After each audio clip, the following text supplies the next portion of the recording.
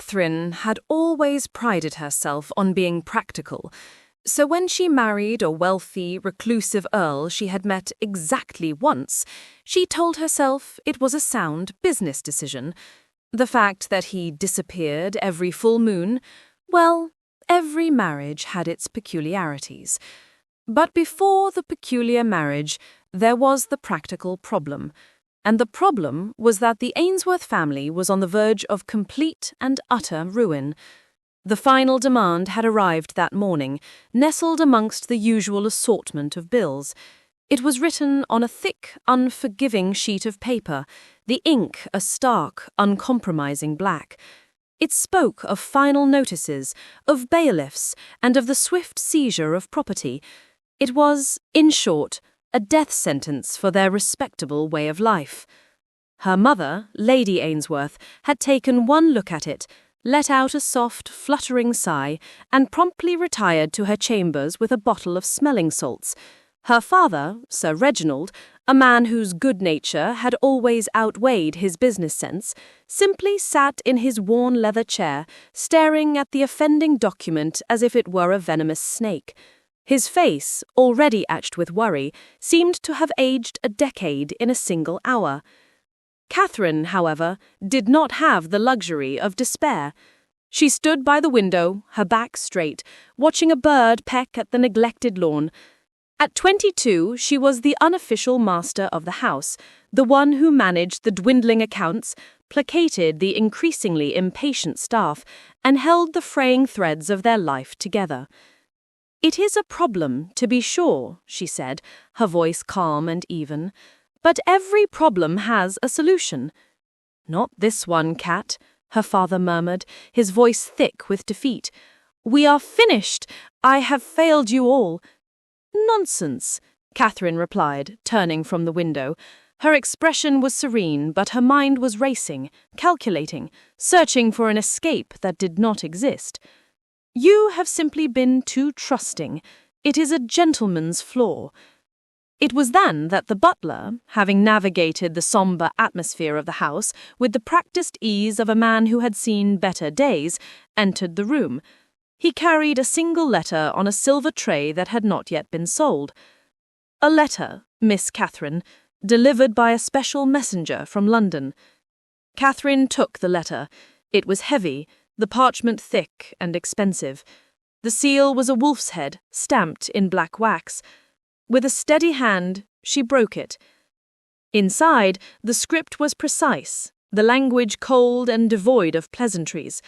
It was from the firm of Gable and Croft, solicitors for the Right Honourable Alistair Croft, the Earl of Blackwood. She read it once, her expression unreadable. She read it a second time, a slow, calculating light entering her eyes. She had, of course, heard of the Earl of Blackwood. Who had not? He was impossibly wealthy, a recluse who owned half of Derbyshire and rarely showed his face in London society. He was spoken of in whispers, a figure of mystery and immense power. The letter was a proposal of marriage, or rather, it was a proposal of contract. It stated in no uncertain terms that the Earl required a wife of respectable name and good breeding to serve as his Countess.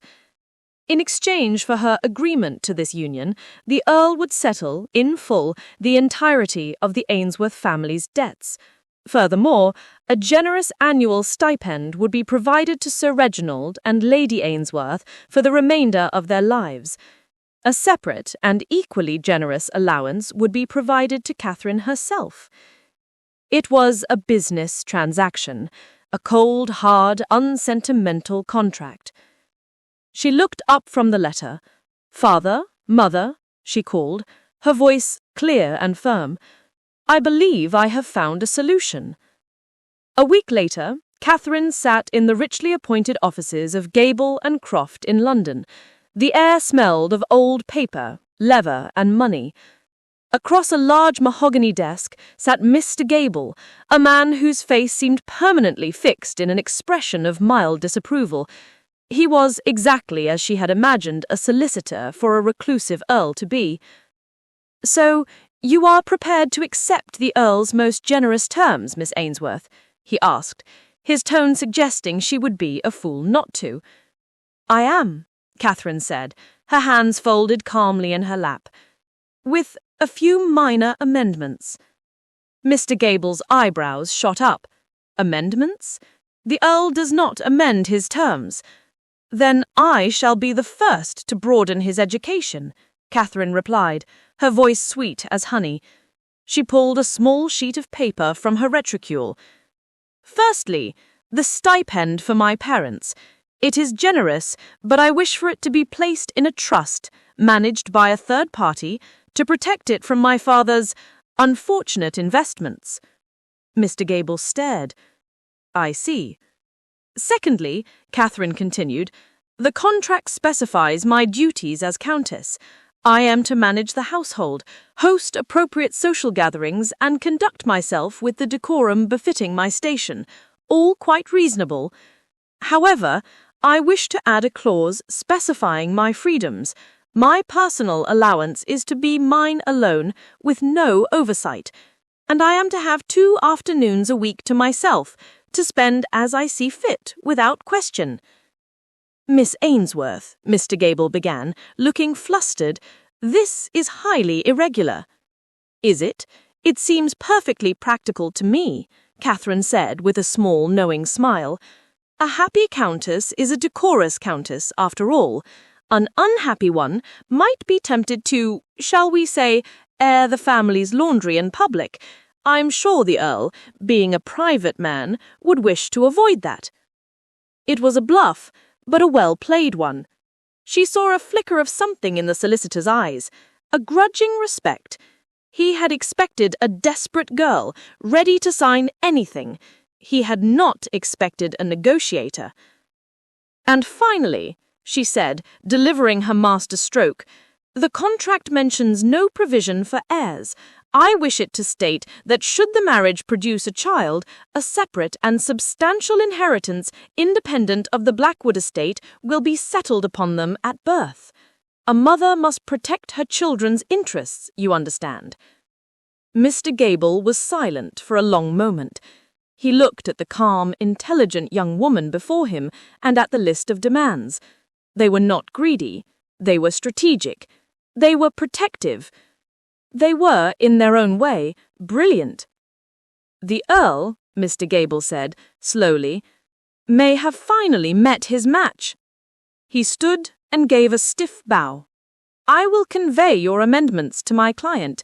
I suspect he will agree. He is, above all, a practical man. 2 days later, a revised contract arrived. All of Catherine's amendments had been included. She signed it without a tremor in her hand, her signature a clear, decisive stroke. She had sold herself, yes, but she had done so on her own terms. She was no damsel in distress. She was the Countess of Blackwood. It was a business decision, and Catherine had always prided herself on being practical. Alistair Croft, the Earl of Blackwood, stood at the top of the manor steps, his expression a carefully constructed mask of neutrality. This was a transaction, a necessary, sensible arrangement to secure the future of his pack. He had chosen Miss Catherine Ainsworth based on her family's respectable name and their desperate need for funds, which would ensure her discretion. He expected a quiet, biddable woman who would perform her duties as Countess and ask no questions. He was prepared for a life of polite, distant coexistence. He was not prepared for her. The moment she stepped out of the carriage, it hit him like a physical blow.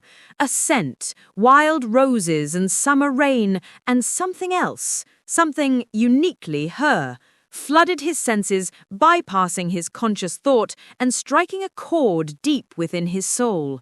The wolf inside him, the ancient, primal part that was always a part of him, rose up, instantly recognizing a scent it had been waiting for its entire existence. Mate. The word was not a thought, it was a certainty, a truth that slammed into him with the force of a physical impact. His carefully constructed composure shattered, his heart hammered against his ribs, and a low, possessive growl threatened to rumble in his chest. This woman, this stranger he had contracted to be his wife, was his fated mate. The one woman in all the world destined for him. The universe, in its infinite and cruel wisdom, had delivered his heart's desire in the form of a business arrangement. She looked up at him then, her gaze clear and direct, and offered a small, witty smile. "My lord, the cheerfulness of your estate is matched only by your own sunny disposition. I see we shall get along splendidly." Alistair could only stare. His mind, usually so sharp and decisive, was a chaotic storm. He was supposed to be the alpha, the one in control, but the witty, beautiful woman standing before him had in a single moment taken all that control away. He felt a desperate, primal urge to pull her into his arms, to breathe in her scent, to claim her as his. He fought it down, his hands clenching into fists at his sides. "Lady Blackwood," he managed to say, his voice strained, rougher than he intended. "Welcome." Behind him, he could sense his pack, the staff of Blackwood Manor, watching with barely concealed interest. Mrs. Gable, his housekeeper, and one of his most trusted pack members, stood at the head of the line. He knew they could all scent it. They knew what this woman was to him. He could feel their curiosity, their hope, and their wariness. Would this human woman accept their alpha, accept them? "It was a long journey, my lord, and filled with a great many trees," Catherine said brightly, seemingly unfazed by his intensity. "I have never seen so much forestry. Are the woods a particular passion of yours?" Her wit was a spark of light in his dark, churning thoughts. It was unexpected and utterly captivating. He found himself taking a step closer, an unconscious move to better catch her scent, to confirm what his senses were screaming at him. The scent of roses and rain grew stronger, and the wolf within him surged with recognition. "The woods are the heart of this estate," he said. The words clipped, not because he was angry at her, but because he was fighting for control. "You are welcome to walk the gardens, but the deep forest is private. It can be dangerous." "How intriguing," Catherine said, tilting her head slightly. "A mysterious husband and a forbidden forest. It is all very much like a novel." He could not answer. He could not risk speaking for fear that his voice would betray the turmoil within him. He gave a stiff nod. "Mrs. Gable will show you to your chambers. We dine at 8. He turned and strode back into the manor, not out of rudeness, but out of a desperate need to put distance between them before he did something unforgivable. He had just met his mate, and his first act was to run from her. Over the next few days, Catherine found herself living in a state of constant, quiet confusion. The manor was beautiful, but strange. The staff was attentive, but oddly intense. They watched her with a focus that went beyond normal servant curiosity. They moved with a silent, coordinated grace, as if they could communicate without words. And they all, every single one of them, seemed to defer to the Earl with a loyalty that bordered on reverence. And then there was the Earl himself. Lord Alistair Croft was a man of baffling contradictions. He would avoid her for hours, only to suddenly appear in the very room she was in, his intense grey eyes fixed on her with a burning focus that made her skin tingle.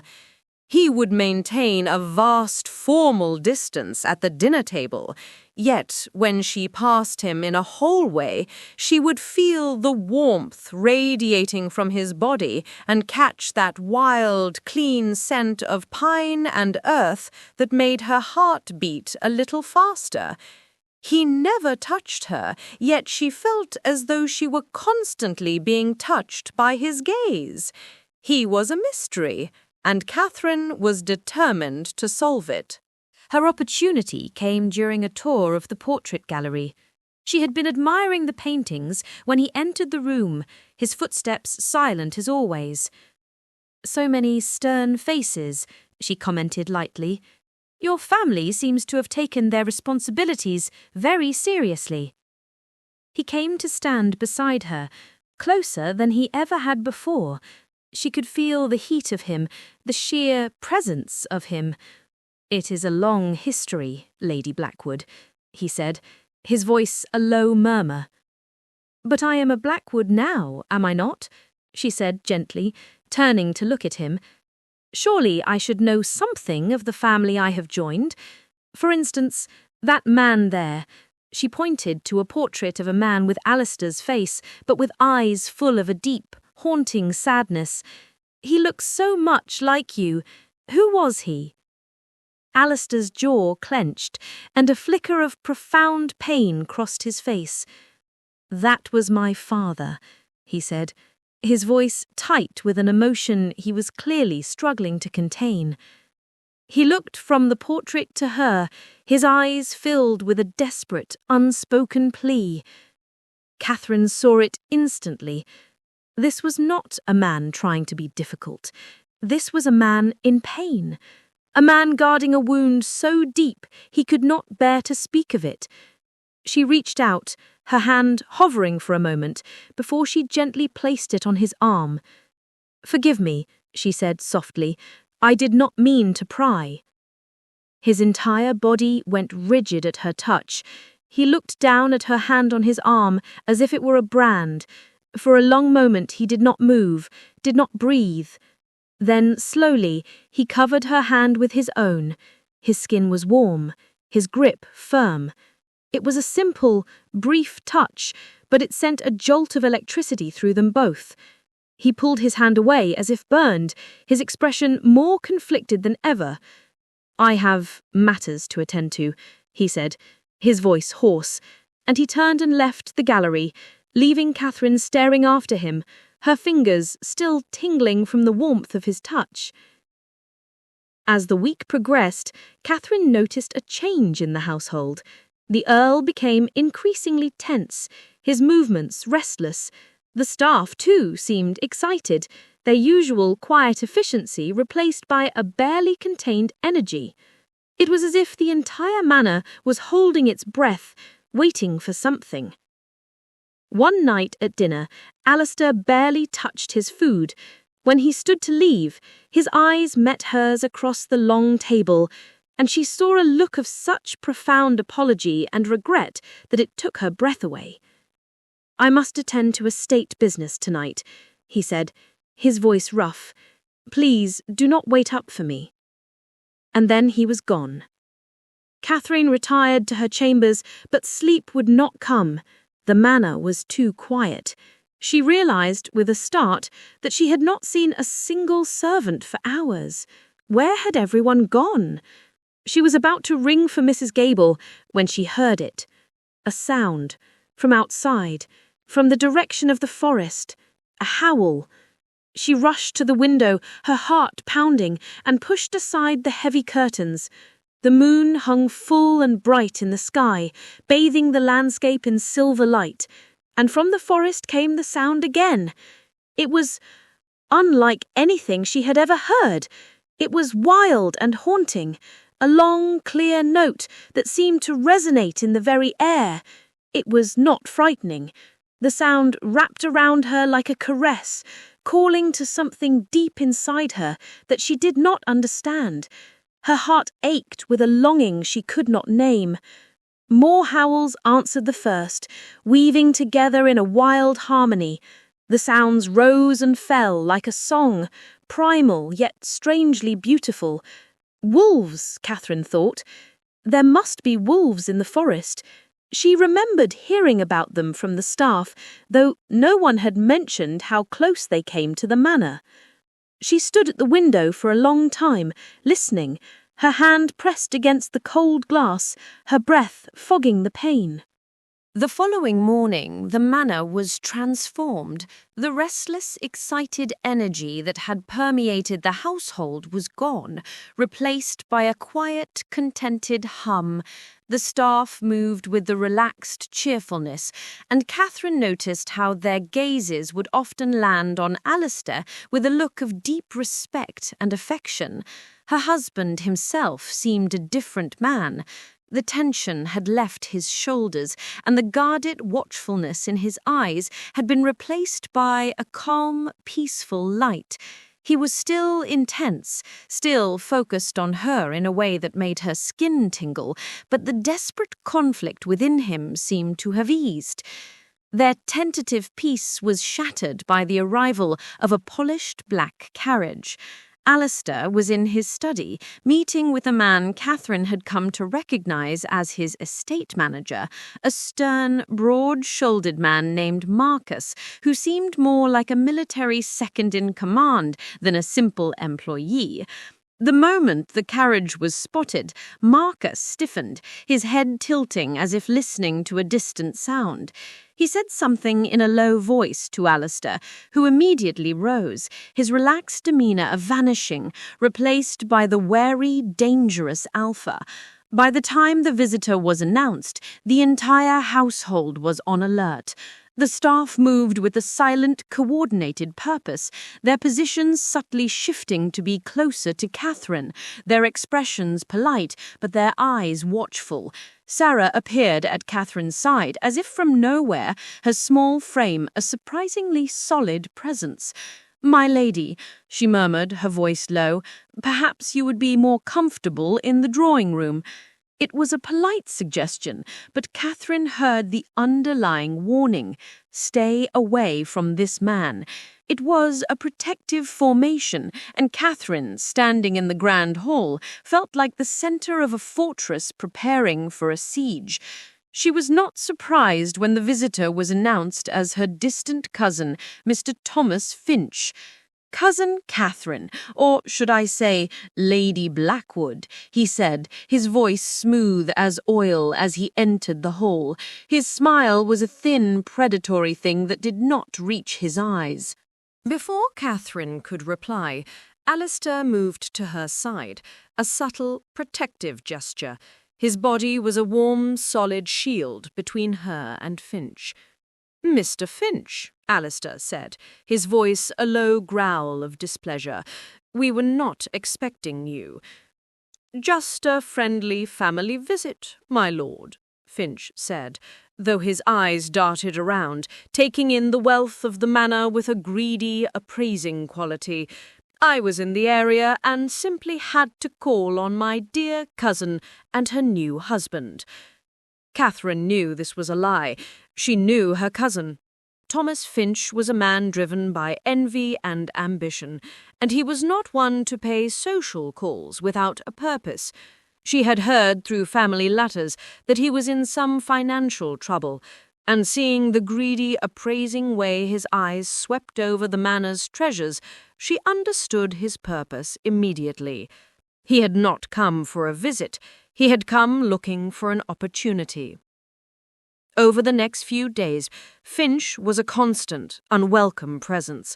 He flattered, he pried, and he probed, always circling the same topic, the source of the Earl's power and wealth.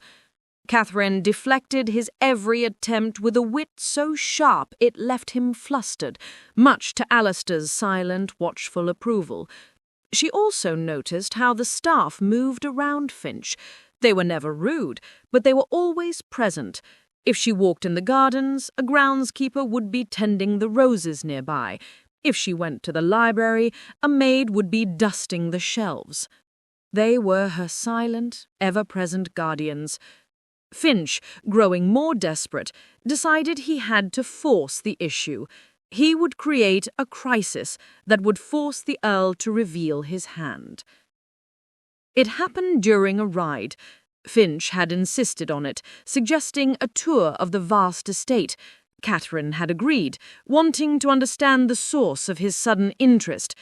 Alistair, his expression grim, had insisted on accompanying them, along with Marcus, who rode a short distance behind, his watchful eyes never leaving Finch. Finch, feigning an interest in the landscape, guided them toward a narrow track that ran along the edge of a steep, rocky ravine. Catherine felt a prickle of unease. As they rounded a sharp bend, a man, one of Finch's servants, she realized with a jolt of cold dread, leapt from behind a tree, waving a large cloth. Her horse, a spirited mare, reared in terror. Its scream echoed through the trees as it lost its footing on the loose gravel of the path. Time seemed to slow. Catherine felt herself being thrown, the world turning into a blur of green and grey. She saw the jagged rocks of the ravine below, waiting to claim her. But the impact never came. Instead, she felt herself being lifted, caught in an embrace of impossible strength. She opened her eyes and found herself looking into the face of her husband. He had moved faster than a horse, faster than any human could. He had caught her in mid-air, saving her from certain death. He set her down gently, his body a shield between her and the ravine. He turned his head, his gaze locking on Finch, who had stopped a short distance away, his face a mask of triumphant shock. Finch had seen it all. He had his proof. Alistair's grey eyes were blazing with a feral golden light. A low guttural growl rumbled in his chest, a sound of pure protective fury. He looked at Catherine, his expression a mixture of terror and apology. He had saved her, but in doing so, he had revealed his secret to his enemy. Catherine looked from her husband's blazing eyes to the triumphant smirk on Finch's face, and then back to the man who had just saved her life. The impossible speed, the inhuman strength, the protective growl. She did not know what he was, but she knew he was her husband, and she knew he was in danger. "Alistair," she whispered, her voice trembling, but her gaze unwavering. "What are you?" The world seemed to narrow to the space between them. The triumphant smirk on Finch's face, the rustle of leaves in the wind, the nervous stamping of the horses, it all faded into a distant hum. There was only Alistair, his golden eyes blazing with a desperate protective fire, and Catherine's whispered question hanging in the air. "Alistair," she said again, her voice stronger this time, clearer. "What are you?" He did not look away. He held her gaze, and in his eyes she saw a lifetime of secrets, of burdens, of a loneliness so profound it made her heart ache. He took a step closer, his hand reaching for hers, his touch warm and steady.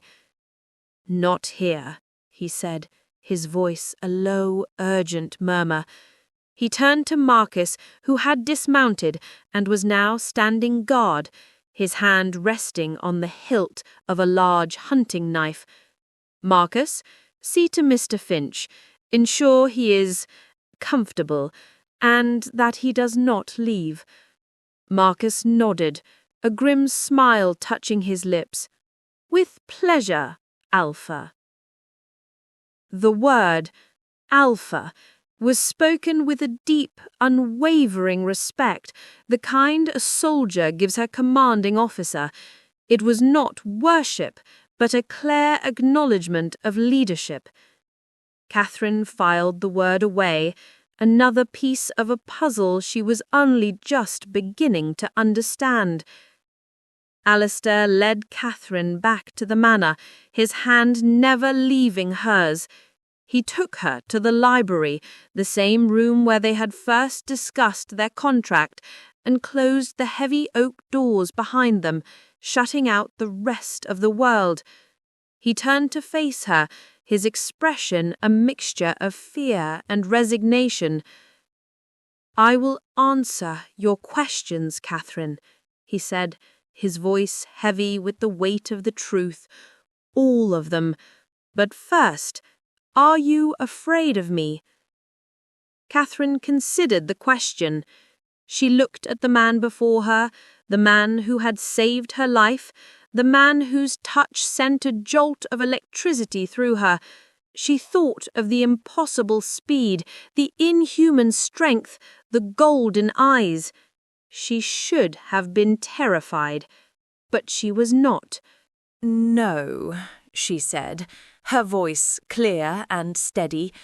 "I am not afraid of you. I am shocked, and I have a great many questions." He let out a breath he seemed to have been holding for a lifetime. "Ask," he said simply. "What are you?" she began. "I am a wolf shifter," he said, the words quiet but clear. "A wolf shifter," she repeated, her mind racing. Like the werewolves in the stories, so they are real." "Some of the stories have a grain of truth," he admitted, "but most are exaggerated. The stories say werewolves are forced to change on the full moon. Is that true? Do you have to change?" "No," he said, a faint smile touching his lips. "It is a time of freedom, a time to run with the pack.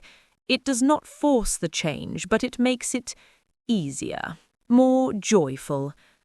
"So the sounds I heard," she began, her voice trailing off as she tried to make sense of it all. "That beautiful, haunting sound, that was a wolf?" "Yes," he admitted, his gaze searching her face for any sign of fear or revulsion. I was calling to you." Her heart gave a sudden, sharp thump against her ribs. "To me?" "Yes," he said, his voice dropping to a whisper. "Catherine, when you arrived at Blackwood, I recognized you, not as the woman I had contracted to be my wife, but as something more, something my soul had been waiting for. You are my mate." "Mate?" she asked, the word foreign and strange. "What do you mean by that?" "It means you are my other half, the one person in all the world my soul is bound to. It is a bond deeper than any human marriage." Catherine blinked, her practical mind struggling to catch up with the fantastical. "This is a lot for me to take in," she said slowly. "I am not a wolf. How can I be your mate? None of this makes sense." "You do not have to be a wolf shifter to be my mate," Alistair said gently. "We cannot explain how biology happens, but this is not unusual. There have been human mates before. The bond does not care about species. It cares about souls." "And you knew this all along?" she asked, a hint of hurt in her voice. "I knew the moment I saw you," he confessed, his eyes filled with regret. "And it terrified me. I did not know how to tell you. I did not want to frighten you away. I wanted to protect you from this, from the dangers of my world." "And the pack?" she asked, her mind working to connect the pieces. "You said everyone here is a wolf shifter, and you are their alpha. What does that mean?" "It means I am their leader." the strongest, the one they follow, the one responsible for their safety. So, when they were watching me, when Sarah and Marcus were always nearby, they were protecting me. Yes, they were protecting their alpha's mate. She took a deep breath, the pieces falling into place with a dizzying speed. If you were to bite me, she asked, her voice barely a whisper, would I become a wolf too? He shook his head, a gentle smile on his lips. No, you are human, and you will remain human. The bite does not change that. He paused, his gaze intense. However, as my mate, the bond between us will change you in other ways. It will give you strength you did not know you had, heighten your senses. You will be able to feel the pack's emotions, and they yours. You are connected to us now, Catherine, in ways that go beyond the physical. Catherine frowned slightly, looking down at her hands as if expecting to see some visible transformation. I do not feel any different. Are you certain that I am your mate? Alistair smiled, a genuine warmth lighting his features. I am certain, he said softly. The bond takes time to fully manifest. You will feel it in time, but I have felt it since the moment you arrived. She looked at him then, at the powerful, dangerous, beautiful man who was her husband, her mate. She saw the strength in him, the love, the fierce loyalty, and despite the impossibility of it all, despite the questions still swirling in her mind, she found herself believing him. Alistair, she said quietly, this is a lot to hear. I will need time to process everything you have told me. I have more questions, but that can wait. He nodded, relief washing over his features. Take all the time you need. I know this is not what you expected when you agreed to marry me. No, she agreed, a faint, wry smile touching her lips. It is decidedly not in the contract. Despite the gravity of the situation, he laughed, a short, surprised sound that seemed to ease some of the tension in the room. Catherine's expression grew more serious as her mind shifted from the personal to the practical. What does Finch want? She asked. The danger was not in this room.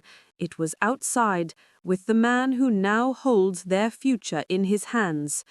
He wants money, Alistair said, his voice hard as steel. He will try to blackmail us. He will threaten to expose us to the world. And what will you do? I will do whatever it takes to protect my pack. And you, Catherine, I will protect you. No, she said, her voice clear and strong. We will protect each other. We will protect our pack.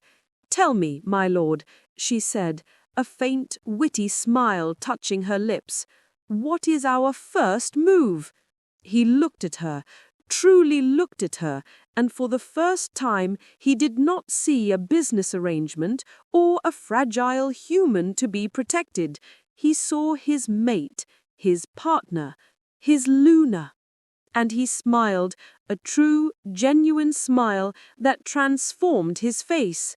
Our first move, he said, his voice filled with a newfound hope, is to show Mr. Finch what happens when you threaten the Alpha's mate.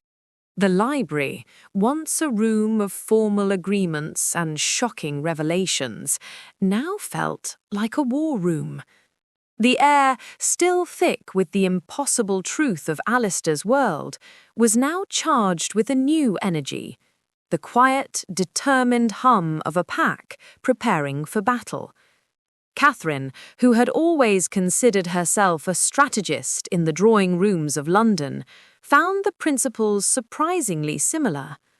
The goal was not simply to win, but to do so with elegance, precision, and a complete dismantling of one's opponent.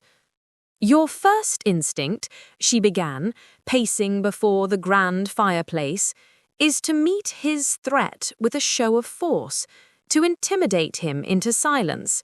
She glanced at Alistair, who stood watching her, his arms crossed over his chest, a mixture of admiration and surprise in his golden eyes. "And while the thought of you, shall we say, escorting Mr. Finch from the premises is deeply satisfying, it is also what he would expect. It is the move of a cornered animal, not a master of his domain." Alistair's lips twitched into a smile. "And what, my lady strategist, is the move of a master?" "We do not play his game," she said, her voice crisp and clear. "We change the board entirely. Finch believes he holds all the power, because he has our secret. He is a man driven by desperation and greed. He will assume we are afraid. We will show him he is mistaken. We will show him that his secret is worthless." Before Alistair could respond, there was a soft knock on the library door. Sarah entered, her expression calm, but her eyes sharp and alert. "Alpha," she said, her gaze flickering to Catherine for a brief, respectful moment. "Everyone is assembled in the great hall. They're waiting." Alistair nodded, his attention shifting from Catherine to the responsibilities that lay beyond the library doors. He held out his hand to Catherine. "Come," he said, his voice a low, steady command. "It is time they met their Luna." Catherine placed her hand in his but did not move. She tilted her head, her expression one of polite inquiry. "Luna," she repeated, "another one of your peculiar titles. Does it come with a crown, or simply more responsibility? I should like to know before I am presented." Alistair paused, his gaze softening as he looked at her. "It is not a title of nobility," he explained, his voice losing its commanding edge and becoming something more personal. "It is the other half of the alpha, the heart of the pack. A title of respect, not of rank." "The heart of the pack," Catherine mused. "Well, I suppose that is better than being merely the contracted wife. Very well, lead on, my lord. Let us not keep your family waiting." As they walked into the great hall, a hush fell over the assembled group. There were at least 30 people there, from the footmen and maids to the groundskeepers and stable hands. All of them, she now knew, were wolf shifters. All of them were looking at her. Alistair did not take a position of authority at the head of the room, but stood in the centre with Catherine, as one of them. "Finch saw us," he said, his voice calm and direct, without any theatrical resonance. "He knows what we are, and he plans to use it to blackmail us. He thinks he has us cornered." A low growl rumbled through the crowd, a collective expression of anger and defiance. "He's wrong," he said, simply. He looked down at Catherine, his hand tightening around hers with a fierce pride. "He doesn't know our strength, and he hasn't met Catherine. She has a plan, and I trust her with my life, and with all of yours. We will follow her lead." All eyes turned to her. The weight of their collective gaze was immense, but she did not shrink from it. She stood tall and met their gazes with a calm, steady confidence.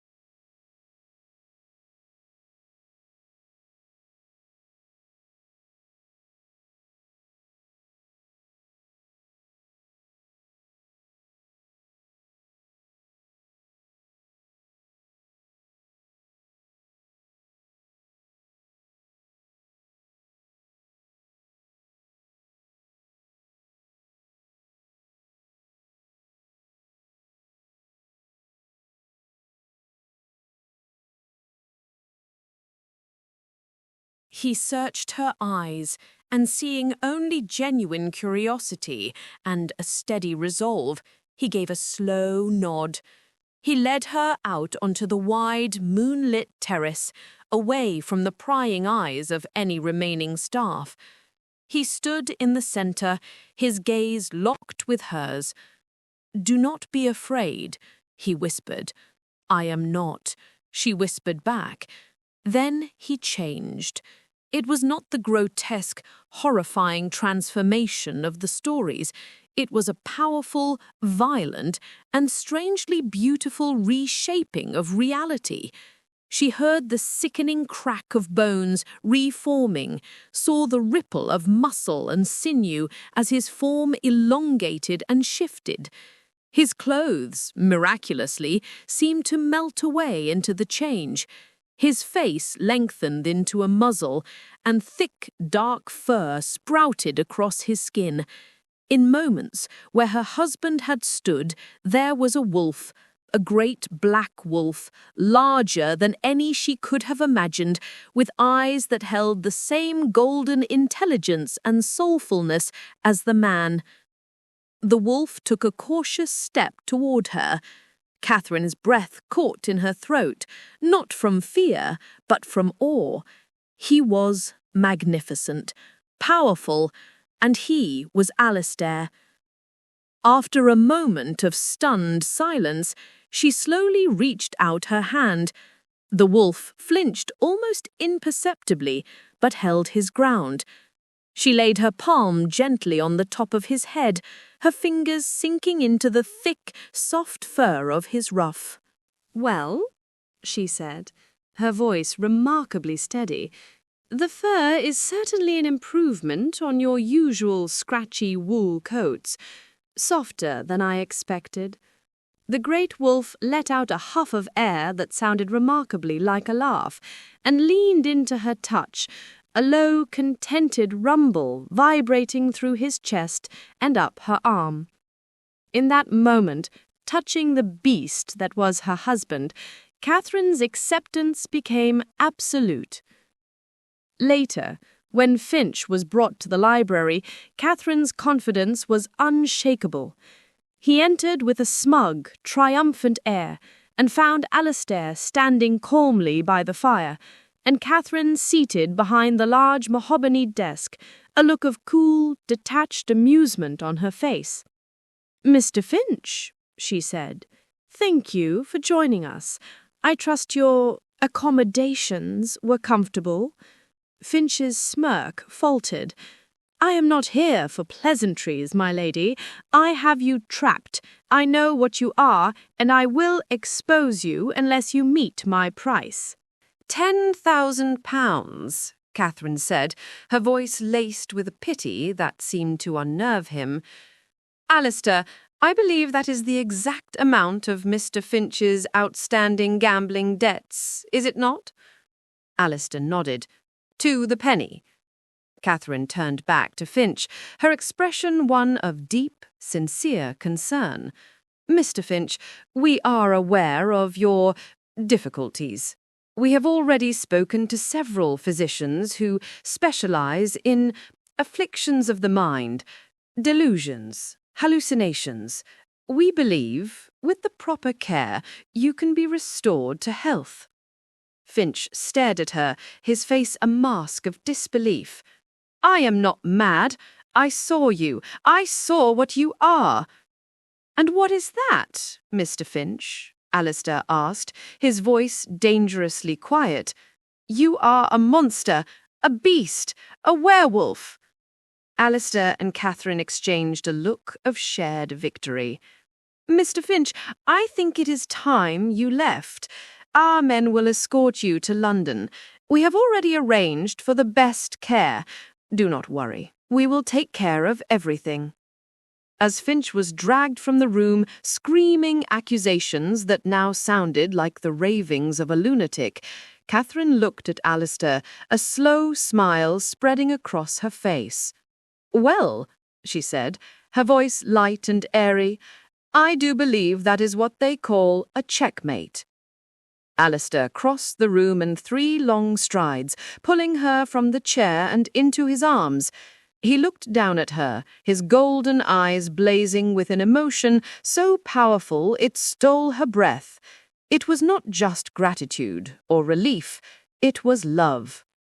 "You are my magnificent," he whispered, his voice thick with emotion. "You are my Luna, my mate, my heart." And as he lowered his head to kiss her, she felt it, a warmth spreading through her chest, a sense of connection not just to the man holding her, but to the entire pack. It was a feeling of belonging, of home, and she knew, with a certainty that settled deep in her bones, that she was exactly where she was meant to be. The weeks that followed the confrontation with Finch were a revelation. The threat of exposure, which had loomed over Blackwood Manor like a storm cloud, had been neutralised with such surgical precision that it became little more than a London rumour, a cautionary tale about the dangers of desperation and false accusations. Finch, thanks to the discreet arrangements made by Alistair's solicitor, was comfortably installed in a private sanatorium, his wild tales of werewolves serving only to confirm the diagnosis of his agitated mind. With the external threat gone, the internal dynamics of Blackwood Manor shifted. The secret, once a source of fear and isolation for Alistair, became a bond that united them all. For Catherine, it was like stepping into a world she had only ever read about in fairy tales, but she found her footing with a grace and pragmatism that surprised everyone, including herself. She learned the ways of the pack not through formal instruction, but through observation and intuition. She saw how they moved together, a silent choreography of shared purpose. She noticed the way Marcus, the stoic guard, would always position himself to watch over the younger members of the pack, and how Sarah's quiet efficiency was a source of comfort and stability for everyone. She began to feel the subtle currents of their emotions, a flicker of anxiety from a young maid whose brother was ill, a surge of pride from the stable master when a new foal was born. It was a constant, low hum beneath the surface of her own senses, a connection she had never known was possible.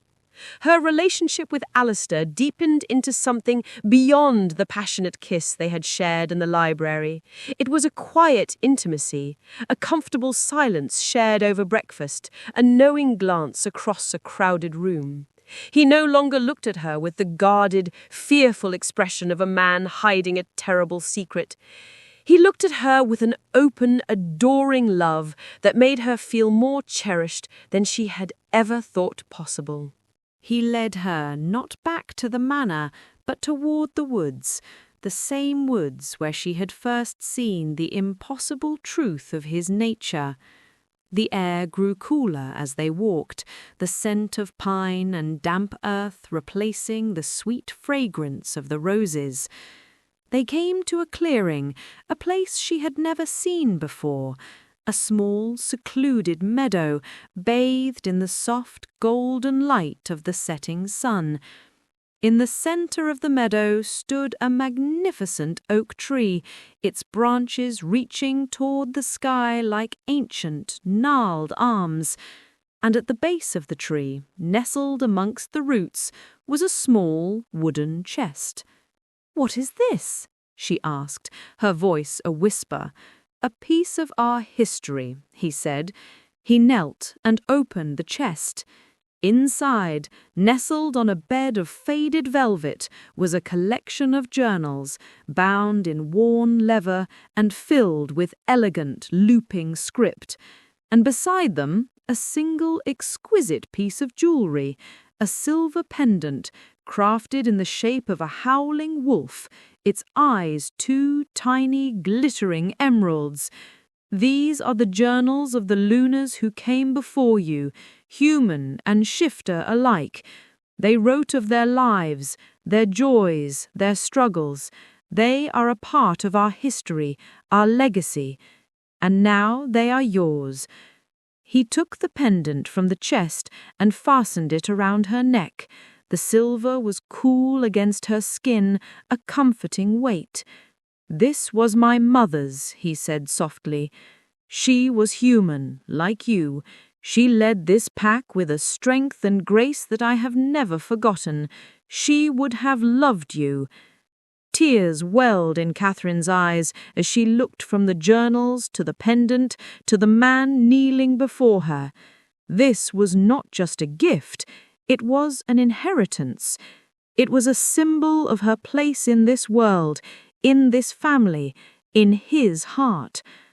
"Alistair," she whispered, her voice thick with emotion. He rose and gently wiped a tear from her cheek. "You are the heart of this pack, Catherine," he said, his voice filled with a love so profound it seemed to echo in the quiet meadow. "You are my heart." She looked at him then, at the Earl who was also a wolf, at the man who had guarded his heart for so long, and she saw not a monster or a beast, but her husband, her partner, her mate, and she knew, with a certainty that resonated in the deepest part of her soul, that she was home. "I love you," she said, the words coming as easy as breathing. "I love all of it, the man, the wolf, the pack, all of you." He smiled, a true, radiant smile that chased away the last of the shadows.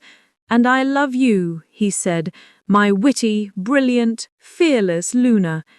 He lowered his head and kissed her, a kiss that was not just a promise of a future together, but a celebration of the love that had brought them there, in the heart of the woods, surrounded by the whispers of the past and the promise of the future. The Earl and his Countess, the Alpha and his Luna, were finally, completely one. 1 year later. The full moon cast a silver glow over the grounds of Blackwood Manor, illuminating the sprawling gardens and the dark ancient woods beyond. From the open doors of the grand ballroom, the sound of music and laughter spilled out into the night, a joyous counterpoint to the quiet majesty of the moon. Inside the great hall was a riotous celebration. The Blackwood pack, along with several allied packs from across the country, had gathered for the annual Luna's Festival, a tradition that Catherine had revived from the old journals. It was a night to celebrate the heart of the pack, the bonds of family, and the love that united them. Catherine stood on the terrace, a glass of champagne in her hand, watching the festivities. She wore a gown of midnight blue, the silver wolf pendant resting against her collarbone. A year had passed since she had first learned of Alistair's secret, a year in which her life had transformed in ways she could never have imagined. She was no longer just the Countess of Blackwood. She was the Luna, a title she wore with a quiet confidence and a deep, abiding love for her people. She had taken to her role with the same sharp intelligence and practical wit that she had once applied to the drawing-rooms of London. She had organized the pack's finances, established a school for the children, and created a network of support for the human mates of shifters, drawing on her own experiences to guide them. She had not just become a part of the pack, she had become its heart. "Hiding from your own party, my love?" Alistair's voice, a low, familiar rumble, sent a shiver of pleasure down her spine. He came to stand beside her, his arms sliding around her waist. He looked every inch the powerful Alpha, but his golden eyes, when they met hers, were filled with a soft, adoring love that was for her alone. "Merely admiring the view," she said, a smile playing on her lips, "and reflecting on how much can change in a year." "Everything has changed," he said, his voice thick with emotion. He looked out at the celebrating pack, at the happy, thriving community they had built together. "You have brought so much light to this place, Catherine. To me." "You make it sound as if I did it all myself," she said, leaning her head against his shoulder. "I seem to recall a certain brooding earl who had a hand in it."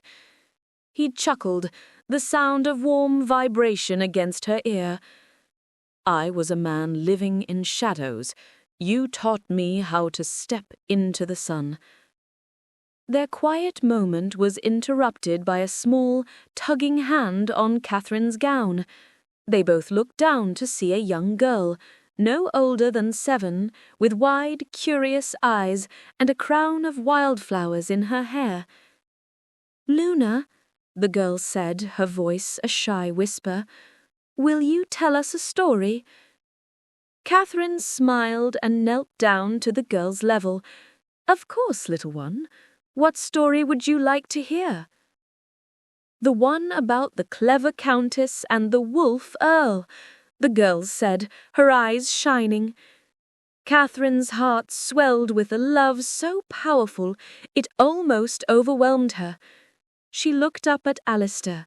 In his eyes she saw the reflection of her own happiness, her own profound and unending love. "I think," she said, her voice soft but clear, "that is my favorite story." She took the little girl's hand and led her back into the ballroom, back to the heart of the pack. Alistair followed, his gaze never leaving his wife, his Luna, his fated mate. The story of the Earl's guarded heart was far from over. It was a story that would be told for generations to come, a story of a love that was as wild and untamed as the wolves who ran under the moon, and as enduring as the stars themselves. Thank you for listening. If you enjoyed the story of Catherine and Alistair, please take a moment to like this video and leave a comment below. Your feedback helps other listeners find our stories and lets us know you'd like more. Be sure to subscribe to the channel and click the notification bell so you won't miss the next installment of the Fated Hearts Regency series. Thanks again for listening.